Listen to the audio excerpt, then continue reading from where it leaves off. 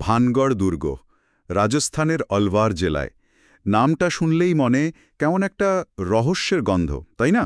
একদম। শুধু ভারত না, লোকে বলে এশিয়ার অন্যতম ভৌতিক জায়গা।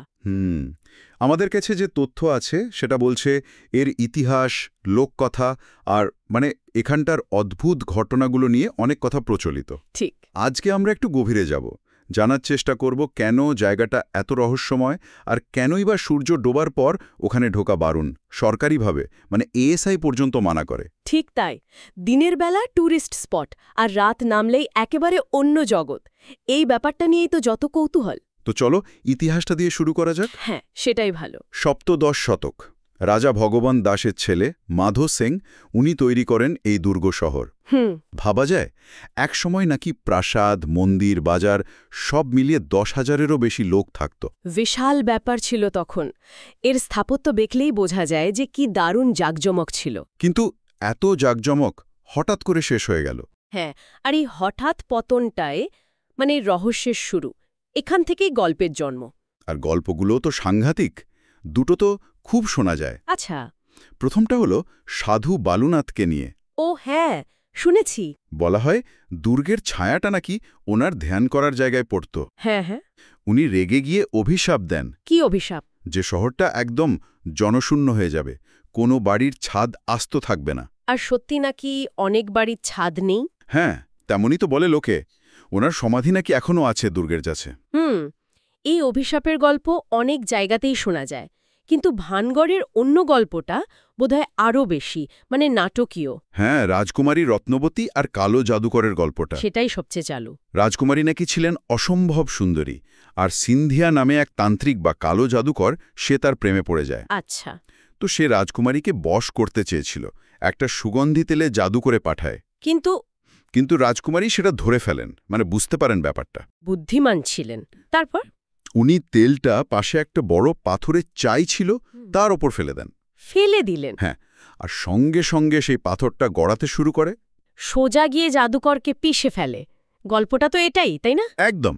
আর মরার আগে জাদুকর ভয়ঙ্কর অভিশাপ দিয়ে যায় যে এই শহরে কেউ শান্তিতে থাকবে না, সবাই মারা যাবে, এমনকি পুনর্জন্ম হবে না। কি সাংঘাতিক! আর লোককথা অনুযায়ী এর ঠিক পরের বছরই নাকি মুঘলরা আক্রমণ করে। হ্যাঁ, আর শহরটা ধ্বংস হয়ে যায়, অনেকে মারাও যায়। এখানে একটা জিনিস দেখুন, অভিশাপের গল্পের সাথে এই ঐতিহাসিক ঘটনাটা জুড়ে গিয়ে বিশ্বাসটা কেমন পোক্ত হয়ে গেছে। ঠিক এইখানেই তো আসল প্রশ্নটা আসছে। দিনের বেলায় লোকে ঘুরতে যায়, অথচ সূর্য ডুবলেই এএসআই সরকারিভাবে গেট বন্ধ করে দেয়, ঢুকতে দেয় না কেন? এটাই তো বড় রহস্য। শোনা যায় রাতে নাকি অদ্ভুত সব কাণ্ড হয়, কান্নার আওয়াজ, চুরির শব্দ, ছায়ামূর্তি দেখা যায়, জিনিসপত্র নড়ে চড়ে, এরকম অনেক কথাই শোনা যায়। কেউ কেউ নাকি ধাক্কাও খেয়েছে, অদৃশ্য কিছু একটা। আবার ওই যে 3 যুবকের গল্পটাও তো খুব চলে। হ্যাঁ, যে তারা রাতে ঢুকেছিল আর নিখোঁজ হয়ে গেছিল বা মারা গেছিল, যদিও এর কোনো পাকা প্রমাণ নেই বোধহয়। প্রমাণ তো নেই, কিন্তু এসব গল্প আর এএসআই এর নিষেধাজ্ঞা দুটো মিলে মিশে গেছে। এএসআই কেন বন্ধ রাখে? সত্যি কি ভূতের ভয়, নাকি জায়গাটা পুরনো, রাতে দুর্ঘটনা ঘটতে পারে বা অন্য কোনো আপত্তিকর কাজ হতে পারে, সেই সব আটকাতে? কারণটা যাই হোক, এই নিয়মটা রহস্যটাকে আরও ঘন করেছে। অবশ্যই।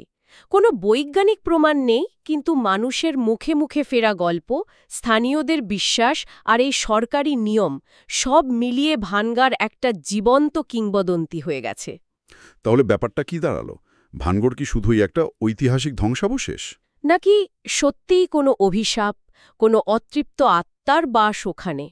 দিনের আলোয় ইতিহাস আর রাতের অন্ধকারে কিংবদন্তি, দুটো যেন মিলেমিশে একাকার। আমার তো মনে হয় আসল সত্যিটা কি সেটা হয়তো আর জানা যাবে না। হয়তো সেটাই আসল কথা, আসল আকর্ষণটাই এর রহস্যে। মানুষ নিজের মতো করে ভেবে নেয়। ইতিহাস, লোককথা, মানুষের ভয়, কৌতূহল সব মিলিয়ে একটা জায়গাকে কিভাবে এতটা রহস্যময় করে তুলতে পারে ভানগড়, সেটার একটা দারুণ উদাহরণ। শেষ পর্যন্ত প্রশ্নটা কিন্তু থেকেই যাচ্ছে। হ্যাঁ, এই রহস্য কি সত্যি, নাকি পুরোটাই আমাদের মনের কল্পনা?